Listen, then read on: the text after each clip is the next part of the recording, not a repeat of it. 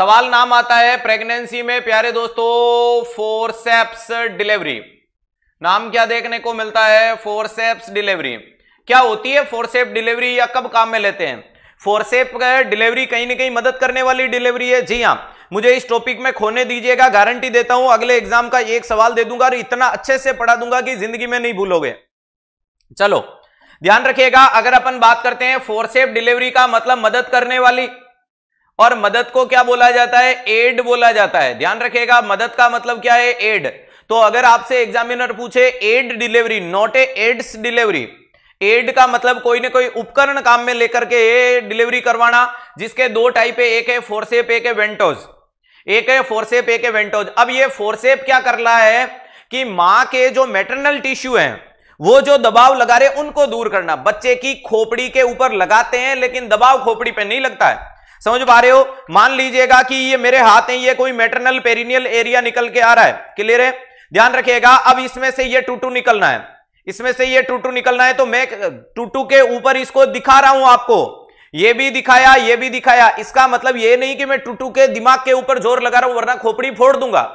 मेरा टारगेट क्या है कि इस टूटू को इस रास्ते से बाहर निकालना है, तो साइड की चीजों को दूर कर दूं, टूटू आराम से बाहर आ जाएगा। तो जी हां, फोरसेप डिलीवरी क्या करती है? Try to dilate the area of the perineum in the maternal delivery.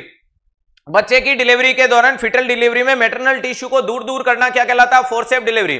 तो यहां क्या लिखोगे? Try to away the maternal tissue, away the maternal hard tissue. अरे maternal hard tissue for easily delivery, जिससे क्या हो सकता है? इजीली डिलीवरी हो सकती है। होगी या नहीं होगी? डेफिनेटली होगी। तो ये चीज समझ में आ गई? आ गई। अगले नंबर पे प्यारे दोस्तों अपन बात कर रहे हैं कि प्रेशर लगाया मां पे। अगर अपने पास में दो प्रकार की फीमेल है, प्राइमी ग्रेविडा, मल्टी ग्रेविडा, ज्यादा मसल्स में पावर, ज्यादा जोर, ज्यादा मजबूती किसमें? नई वाली में। पुराने वाली में क्या देखने को मिलता है? मसल ढीली ढाली पड़ चुकी है। तो प्रेशर भी उसी प्रकार से लगाओ। कमेंट करके बताओ किसमें कितना प्रेशर लगाया जाता है। जल्दी से comment fast. Pressure should not be apply on the head of the baby. Pressure कहां अप्लाई कर रहे हो? मैटरनल टिश्यू पे कर रहे हो, ताकि मैटरनल टिश्यू दूर हो जाए। मैंने सीधे शब्दों में बता दिया, बहुत अच्छे से समझा दिया कि नई नवेली में पावर ज्यादा है, जोर ज्यादा है, मजबूती ज्यादा है, तो हमें भी जोर ज्यादा लगाना पड़ेगा। पुराने वाली में पावर कम है, प्रेशर कम है, क्योंकि भैया जी एक दो बच्चा उस रास्ते से आ गया तो मसल से ढीली पड़ चुकी है। बता दीजिएगा 25, क्या बात है, 20, 8, 20, वेल डन, शानदार। तो ध्यान रखिएगा, याद रखिएगा, अपने पास में दो फीमेल थी, एक तो थी प्राइमी ग्रेविडा, यानी वो फीमेल जो पहली बार आई है, ज्यादा मजबूत है, तो प्रेशर लगाओ 20 केजी का। अरे कितना लगाओगे? 20 केजी प्रेशर लगाया जाता है। ध्यान रखिएगा, इधर क्या है? Multi gravida. मल्टी ग्रेविडा मतलब पुरानी, कितना लगाओगे? 13 केजी का प्रेशर लगाया जाता है। तो इधर 20 किलो का प्रेशर लगाएंगे, उधर 13 किलो का प्रेशर लगाएंगे, टिश्यू दूर हो गए। जी हां। अब ध्यान रखिएगा, आप कोई भी फोरसेप को जब देखोगे तो ये वाली फोरसेप यूं नजर आती है, आप लोगों ने देखा होगा। क्लियर है? ध्यान रखिएगा, कोई भी, चाहे रिगली देख लेना, चाहे किलेंड देख लेना, चाहे नेविल देख लेना, चाहे स्लेमसम देख लेना। अब इसको इंटरनल कर्व बोला जाता है। इस वाले को क्या बोलते हो? Internal curve. और इसे क्या बोला? इंटरनल कर्व कहां लगाते हो? फिटल के हेड पे। और आउटर कर्व कहां लगता है? मैटरनल टिश्यू पे। ये तो कॉमन सेंस है, कोई गलती नहीं करेगा भाई। अंदर वाला कर्व कहां लगता है? बच्चे की खोपड़ी पे। बाहर वाला कर्व कहां लगता है? मैटरनल टिश्यू पे। ठीक है, ये वाली चीज भी हमें क्लियर आ गई। फोरसेप। अब फोरसेप डिलीवरी के लिए फोरसेप होना चाहिए, फुल सर्वाइकल डायलेक्शन होना चाहिए, ऑब्स्ट्रक्शन अब्सेंट होना चाहिए, रप्चर ऑफ मेम्ब्रेन होनी चाहिए, सर्विक्स कंप्लीटली डायलेट होना चाहिए। अरे ध्यान रखिएगा, सर्विक्स कंप्लीटली डायलेट होना चाहिए, बच्चे में इंगेजमेंट देखने को मिलना चाहिए, होगा या नहीं होगा, और प्रेजेंटेशन प्रॉपरली होना चाहिए। तो फोरसेप में फोरसेप याद करो।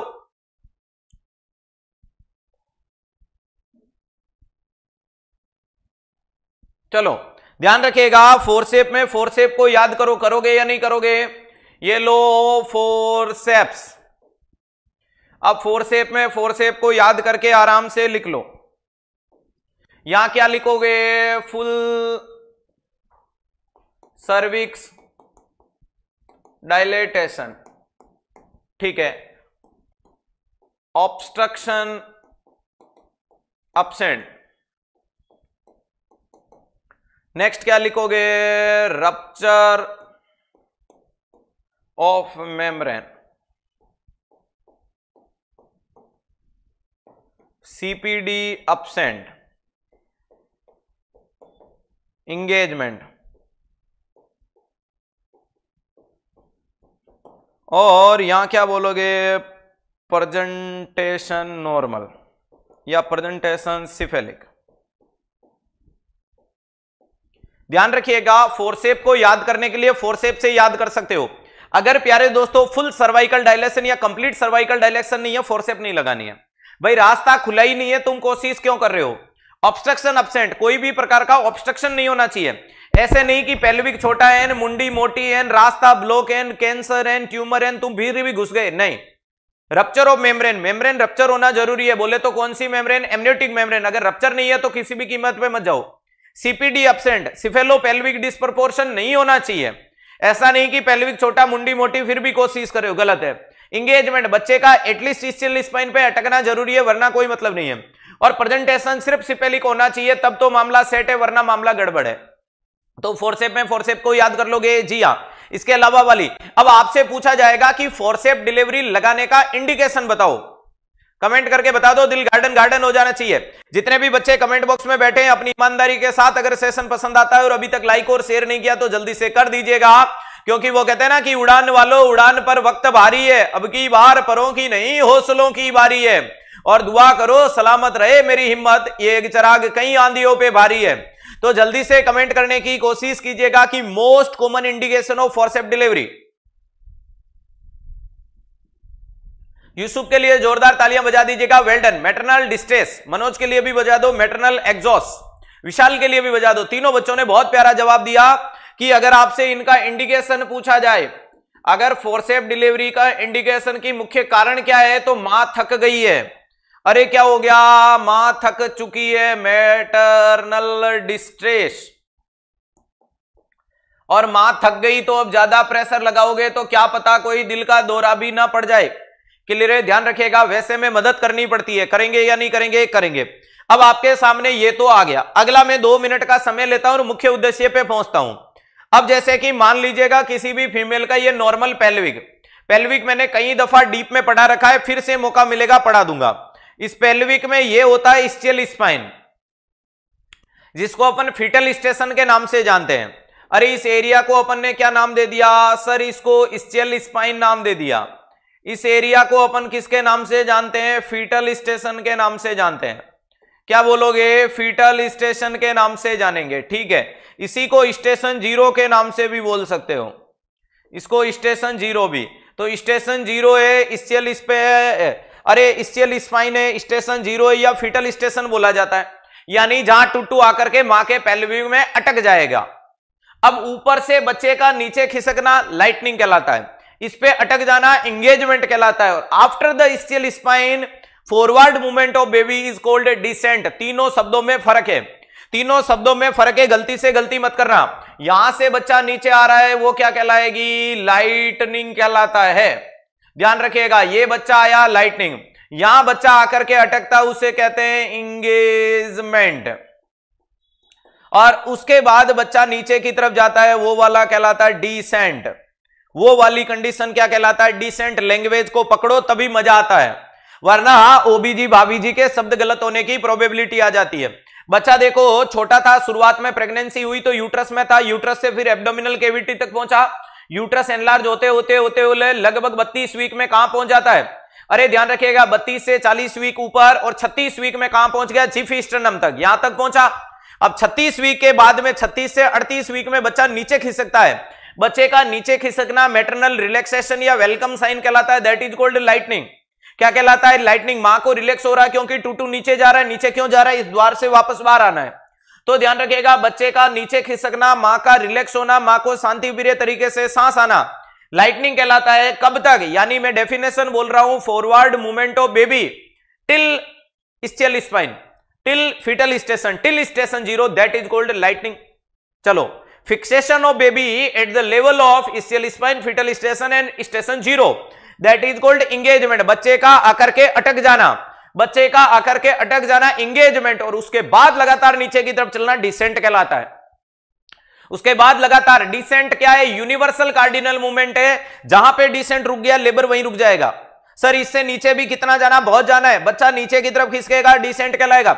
डिसेंट के बाद बच्चा पैदा होने के लिए खुद को छोटा करेगा, बोले तो इंटरनल फ्लेक्शन, फिर खुद को रोटेट करेगा, फिर क्राउनिंग करेगा, फिर पैदा होकर दिखाएगा, तो ये डिसेंट। बहुत बढ़िया लाइटनिंग होती है 36 से 38 वीक में। वेल डन बेटा। तो ये चीज समझ में आ गई, तीनों शब्दों में कंफ्यूज नहीं हो गए, क्या है लाइटनिंग, क्या है एंगेजमेंट, क्या है डिसेंट। क्लियर हुआ? अब आपके सामने मैं ला रहा हूं फोर्सेप डिलीवरी के 3 प्रकार। अरे मिड कैविटी, लो कैविटी, आउटलेट। ध्यान से मेरे शब्दों को पकड़िएगा। एक नाम मैंने आपके सामने लिखा है मिड कैविटी, एक नाम लिखा है लो कैविटी, और एक आपके सामने लिखा है आउटलेट। ध्यान रखिएगा, इनलेट कैविटी, आउटलेट आपने सुना होगा। अरे आपने नाम सुना होगा कि जब पेल्विक ब्रिम आप लोगों को पढ़ाया, ब्रिम बोले तो it is a imaginary line that drop from the S1 to upper border of symphysis pubis called brim. Clear है? तो ध्यान रखिएगा, यहां मैं आपको फोर्सेप डिलीवरी के अंदर तीन प्रकार के टुकड़े पढ़ा रहा हूं पेल्विक के, जिनका नाम है मिड कैविटी, लो कैविटी और उसके बाद में आउटलेट। अरे क्या देखने को मिलता है? तो MLA नहीं MLO। अरे यहां MLA याद नहीं करके याद क्या करना है? MLO। समझ में आ गया? अब देखो कि कंडीशन क्या है, यहां बच्चा या तो माइनस में या 0 पे रहेगा, या तो बच्चा माइनस में या 0 पे रहेगा। अब माइनस और 0 क्या देखने को मिलता है? हाँ, बाई पैराइटल डायमीटर पे लगाते हैं। ध्यान रखिएगा, अब इसमें ध्यान रखिएगा, ये स्टेशन मैंने 0 बोला तो ये -1, -2, -3, -4 और -5 है।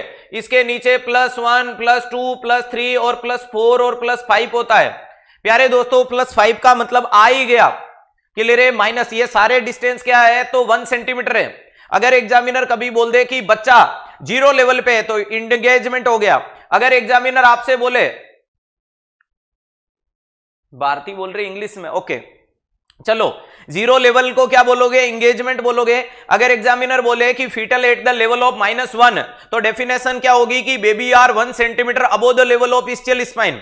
अगर एग्जामिनर बोले कि बच्चा, अगर एग्जामिनर आपसे पूछे कि fetus is the level of the 4+ तो डेफिनेशन क्या होगी? Baby are the 4 centimetre below the level of ischial spine. अरे below the level of ischial spine कितना हो गया? 4। तो ये क्या है? Gap in between the plus minus is 1 centimetre. अरे वो कितना देखने को मिलता है? 1 सेंटीमीटर का डिस्टेंस आपके बीच में रहता है। इंगेजमेंट, लाइनिंग, डिसेंट पता क्लियर हुआ। इसके बाद में स्टियल स्पाइन, फीटल स्टेशन और स्टेशन 0 वाली चीजें क्लियर हुई या नहीं हुई? हो गई। अब यहां आपके सामने मैंने क्या लिखा है?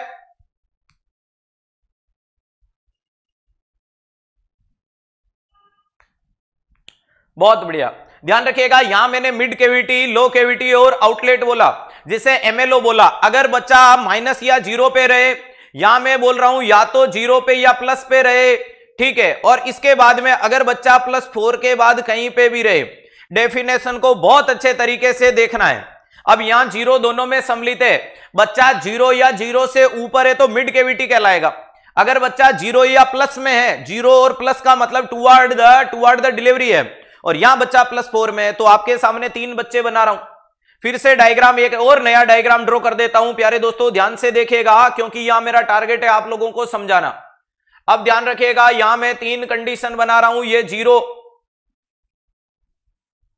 ये आपके सामने माइनस, और ये आपके सामने प्लस। अगर एक बच्चा आपके सामने यहां देखने को मिलता है,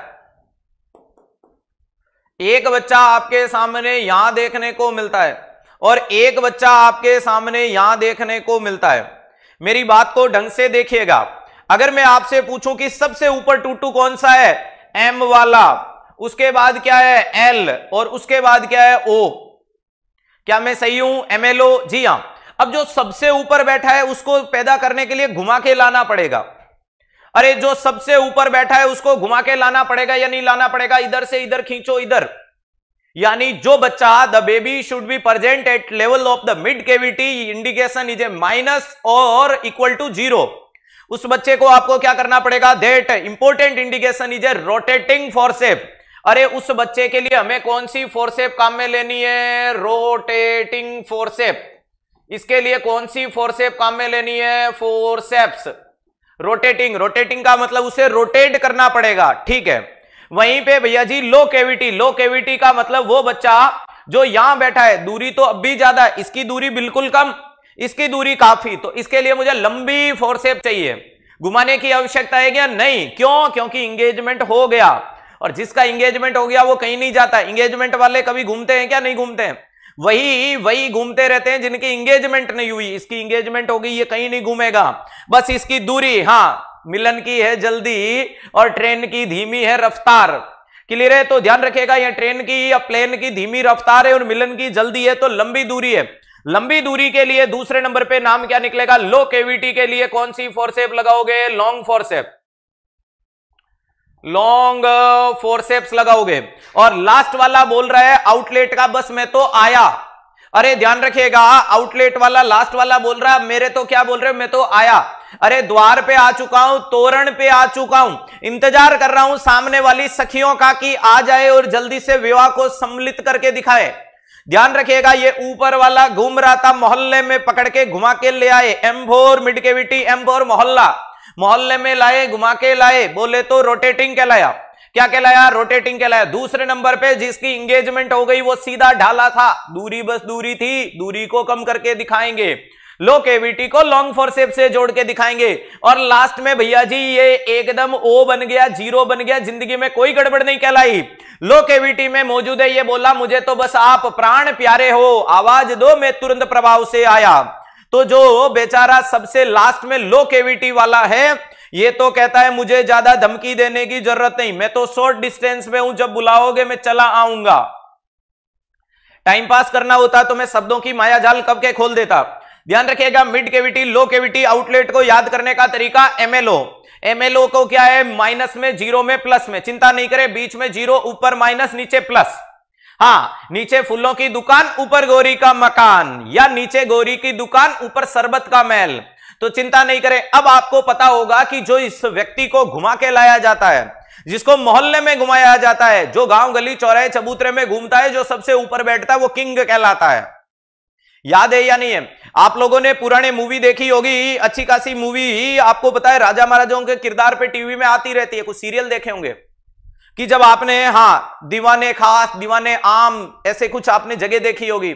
जो राजा, मेन राजा होता था या महाराजा होता था, वो उसका सिंहासन सबसे ऊपर होता था, ठीक है। इधर सलाहकार बैठे, इधर जनता बैठी है, सामने दर्शक बैठे हैं। जो राजा होता था वो सबसे ऊपर बैठता था, ठीक है सर? हाँ, बैठता था। तो अपने इसमें सबसे ऊपर कौन बैठा है? +4 वाला, जीरो वाला या माइनस वाला? सर माइनस वाला ऊपर बैठा है। माइनस वाला कहां बैठा है? मालूम है? ओके, चलो ध्यान रखिएगा, सबसे ऊपर कौन बैठा है? मिड कैविटी वाला बैठा है। और राजा कभी सीधे रास्ते से आता ही नहीं था। मुझे बताओ, क्या राजा चाहता है तो शॉर्टकट काम में नहीं ले सकता? हाँ, महाराणा प्रताप, जोधा अकबर, बहुत बढ़िया। ध्यान रखिएगा, अब राजा चाहता है तो शॉर्टकट, राजा कभी शॉर्टकट नहीं लेता, राजा कभी छोटी गलियों से नहीं निकलता, राजा हमेशा घूम के आता है, ताकि प्रजा को पता चले कि हाँ, शहंशाह हिंद, ऐसी चीजें देखने को मिल रही है, क्लियर है, हमारे सल्तनत के मालिक निकल के आ रहे हैं। तो जो घूम के आता है, जो सबसे ऊपर बैठा रहता है, वो राजा, और राजा को कहते हैं किंग। फोर्सेप में नाम आता है किलैंड फोर्सेप। तो सीधा सीधा छाप दीजिएगा कि अगर एग्जामिनर आपसे पूछे कि लैंड फोर्सेप, कौन सी फोर्सेप, बोले किलैंड फोर्सेप क्या है? अरे किलैंड फोर्सेप क्या है, तो आपका जवाब आना चाहिए K4 किलैंड। अरे आर का मतलब घूम घाम के आएगा। अरे एम का मतलब सबसे ऊपर देखने को मिलेगा। तो पहला सवाल जिंदगी में मत गलत करना। अरे ध्यान रखिएगा, बहुत बढ़िया, बहुत शानदार। हाँ, वो भी बहुत अच्छे टीचर है ओबीजी के, thank you so much dear. ध्यान रखिएगा, इंपॉर्टेंट चीज क्या है? मिड कैविटी, मिड कैविटी में माइनस में चला गया। अरे घूम घाम के आया, रोटेटिंग और घूमता सिर्फ राजा है, और प्रजा की औकात नहीं होती कि इतना घूम ले। मामला सेट। चलो इधर प्यारे दोस्तों जो बोल रहे हैं आउटलेट, आउटलेट का मतलब में आया, O for out, O for आया। हिंदी में आया को ओ से बोल सकते हो, जी हाँ। शॉर्ट बोले तो मैं तो जल्दी से आया, जल्दी से आया, उसका स्वागत किया जाता है। अरे जो जल्दी आया उसका जल्दी स्वागत किया जाता है, और जिसका स्वागत करते हैं, स्वागत को इंग्लिश में वेलकम कहते हैं। वेलकम में W मिल गया, और W से एक फोर्सेप मिल गई जिसका नाम है रिगली, जी हाँ। अरे मेरे जिगली नहीं, रिगली। ध्यान रखिएगा, वेरी इंपॉर्टेंट चीज है, तो इसके लिए नाम लिख लीजिएगा रिगली। कौन सी फोर्सेप लिखोगे? रिगली फोर्सेप्स लिखोगे या नहीं लिखोगे? जी हां। वेरी इंपॉर्टेंट चीज क्या देखने को मिलता है?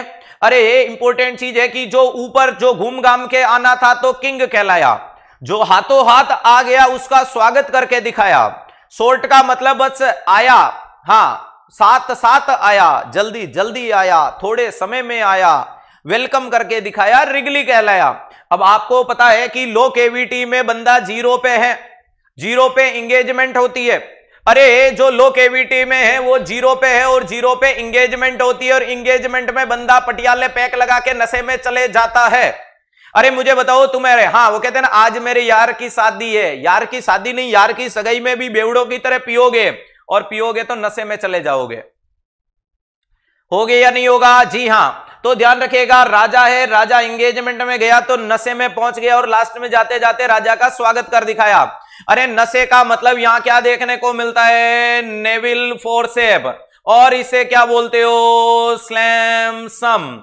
ध्यान रखिएगा, रटने वाले रटते रह जाएंगे, पढ़ने वाले मैदान जीत के दिखाएंगे। तो सीधी सी गणित है, जो घूम के आएगा वो राजा होगा। राजा कहां जाएगा? इंगेजमेंट में जाएगा। अरे दूरी लंबी तय करके दिखाएगा तो नशे में पहुंच जाएगा, और जब जल्दी पहुंचने वाला होगा तो लास्ट में स्वागत सत्कार करके दिखाएगा।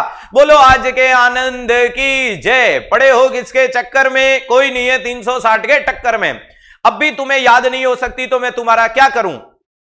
बहुत आराम से बताया कि जो सबसे माइनस में था वो घूम के आएगा, घूम के आएगा राजा कहलाएगा। ज्यादा घूम के आएगा तो दूरी लंबी कहलाएगी, और लंबी दूरी से राजा आएगा तो बिना दारू नहीं आएगा, बोले तो नशे में पाया जाएगा। कोई बात नहीं है, राजा है, नशा कौन पूछेगा कि नशा है या नहीं है, लेकिन जब प्रजा में पहुंचेगा तो उसका स्वागत होगा, और स्वागत को वेलकम कहते हैं, वेलकम को रिगली कहते हैं। चार फोर्सेप आपके सामने पढ़ा दी प्यारे दोस्तों, किलैंड, नेवेल, स्लैमसम, रिगली। क्लियर है? ध्यान रखिएगा। हाँ सैमसम क्लियर है, बहुत बढ़िया।